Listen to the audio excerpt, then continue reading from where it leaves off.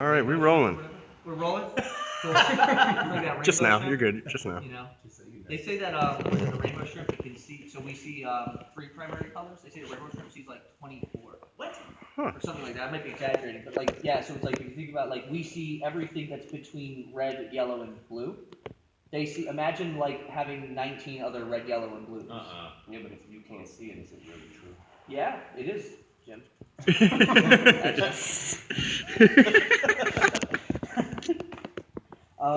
a proven fact, man. Yeah, I was talking about philosophy. That's like what they call that. Right. There's like there's like you What does it all see, mean, Basil? Oh, video. Yeah, you can see like two. What is it? The proof of the perception fallacy is that you can see two pieces of contradictory information. Like if you look at a mirror and you take 3 steps back, it will look like you're both where you are and inside the mirror. So obviously one of those things is wrong, right? So that's like yeah, philosophy. Anyway, so talk about jujitsu. Hi, this is philosophy talk. I have a coffee, which is not that out of character.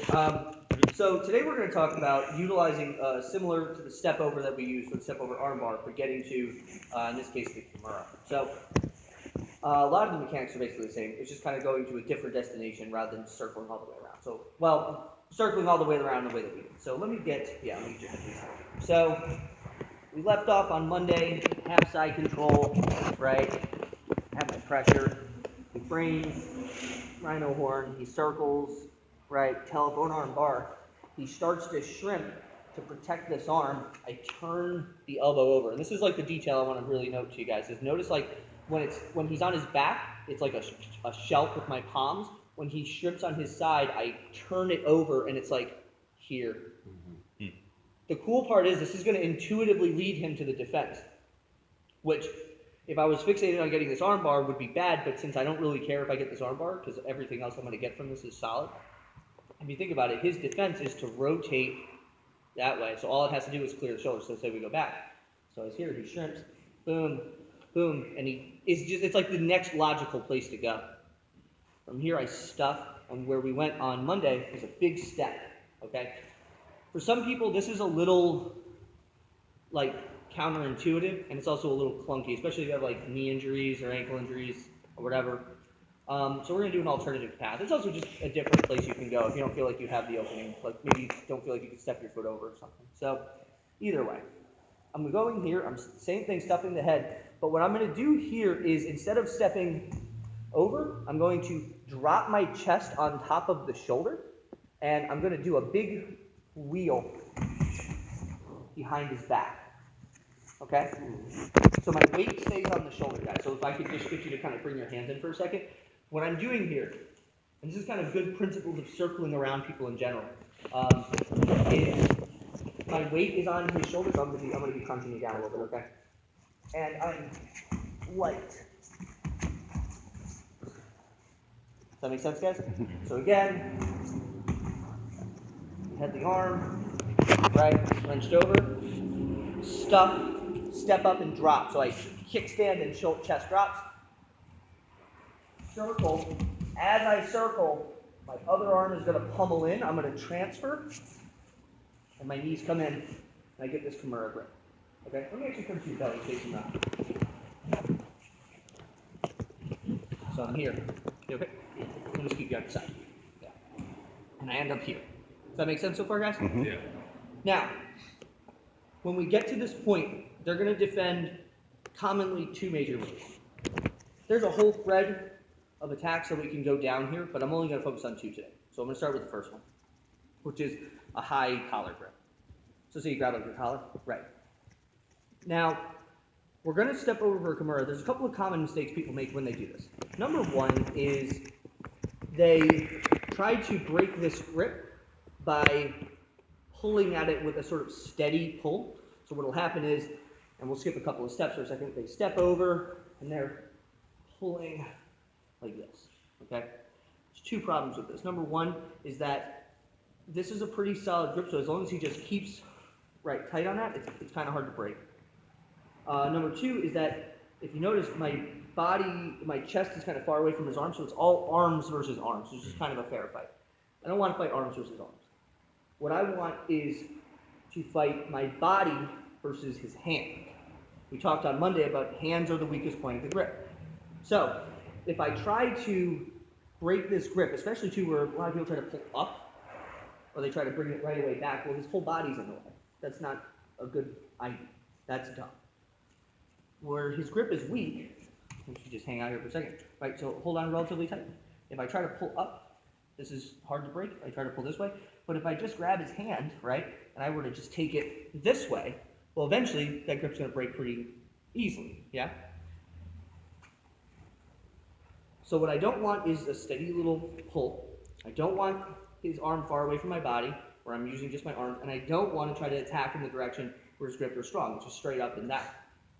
So the answer is, to all of those, so keep you on your side, please, is, and we're going to go over the leg stuff in a second, is I glue my chest to his arm. Actually, I'll just go ahead and do the legs for now. Glue his arm to my chest, tight figure 4, and then I'm not going to pull with my arms. I'm going to use my body. And the way I like to think of this is I want to look over my shoulder like I heard a loud noise to pop that grip.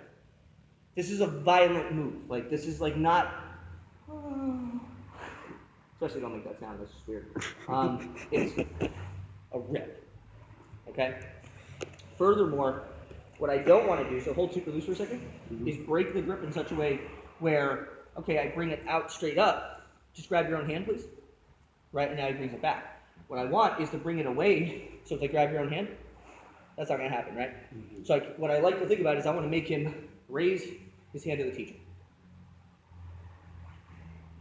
Okay? Now I got one more thing before I get to the finish. Okay? If I have Jimmy, so hold medium strength. Okay. Look at the grip. Just look at it. Look at it. I try to break this grip.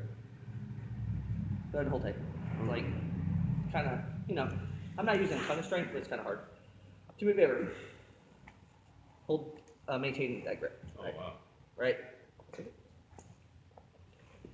It's worse. Right. If I can make him not look at the grip, it's going to be weaker.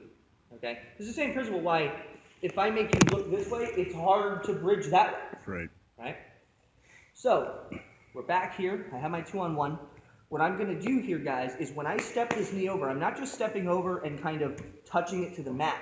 What I want to do is very similarly to our knee pinching, like when we did that step over armbar, this knee is going to drop down, sorry, Jim, and I'm going to shade his face to make it look at the floor. You see that? So if he was look forward, please. If he was looking forward, my knee comes down and I'm dropping it to make him look at the mat. Okay? I want to make that, I want to imagine that there's a button on the floor, and when my knee touches this button, it spring loads this grip break. So I was back here, right? He's defending. I have my grips, so glued tight to my chest. I step up and pop. Okay? Now, now here's the thing about this, right? I could very carefully and look and go for my finish. The mechanics of my finish are simple. If I looked over this shoulder to finish to break the grip, I'm going to look over this shoulder to finish. Okay? What I do not want to do is when I start trying to finish is letting the space happen between the tricep and my body. That's going to kill your Kimura. Tight to my body. I'm lifting his elbow up to the sky. And then I'm going to just look over my other shoulder. Yes, Jim. If you look at this angle, let me rotate so your feet are facing the camera. Perfect. Do you have a good view of this, Tony? Oh, yeah. If I'm here and I keep his elbow where it's at, this is my range of motion.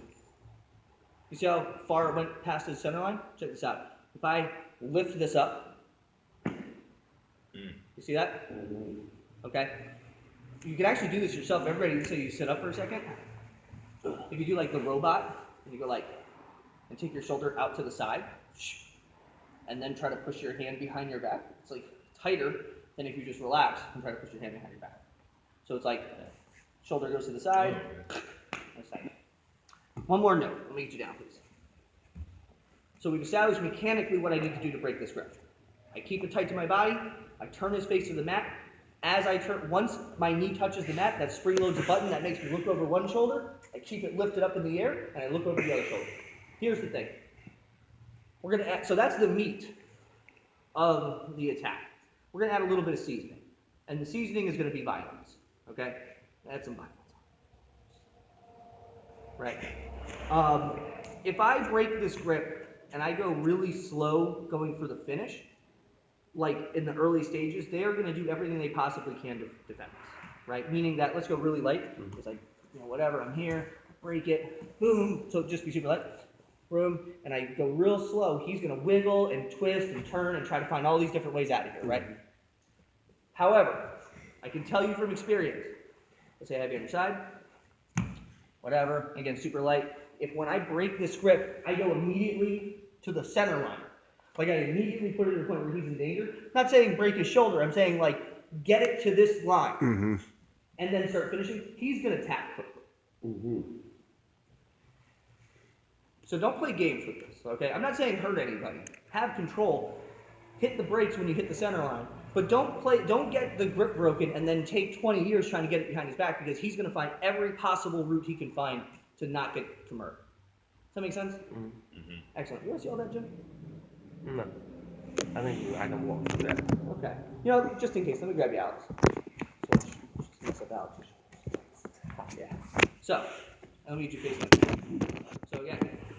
Actually, you know what? Let's go all the way from the top. So, let me get your head facing. So spin. Like this? Yep, perfect. So we were in side control, right? Got everything. He frames on my face. Rhino horn. He circles over the head, right? Everything we've been doing so far. He shrimps to defend. Wrench the arm, right? He defends. So now, and don't put that hand behind your back. I was in front. From here, chest heavy, step, and kickstand. Stay heavy on the shoulder while I circle, and thread that needle, okay? From here, let's turn it to your belly facing the camera. From here, I got basically 3 things happening at once. I step up, oh, sorry for that. Turning the face down, keeping this glued to my chest, and hooking over my shoulder. From here, lift high, and then look over my other shoulder for the finish. Does that make sense, guys? Yeah. Oh, okay. Yeah. All right, let's partner up. We're good. 1, 2, 3.